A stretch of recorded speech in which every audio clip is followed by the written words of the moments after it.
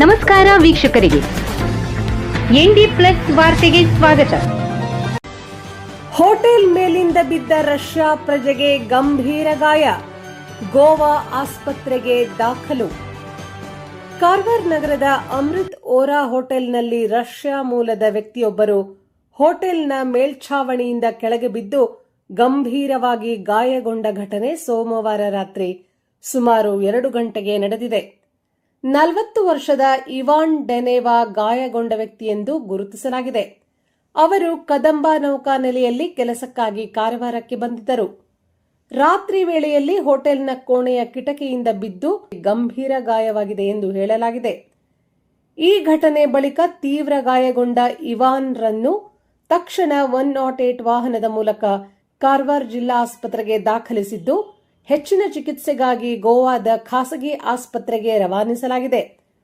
ಘಟನಾ ಸ್ಥಳಕ್ಕೆ ಜಿಲ್ಲಾ ಪೊಲೀಸ್ ವರಿಷ್ಠಾಧಿಕಾರಿ ದೀಪನ್, ಕಾರವಾರ ನಗರ ಠಾಣೆಯ ಅಧಿಕಾರಿಗಳು ಭೇಟಿ ನೀಡಿ ಪರಿಶೀಲನೆ ನಡೆಸಿದ್ದಾರೆ.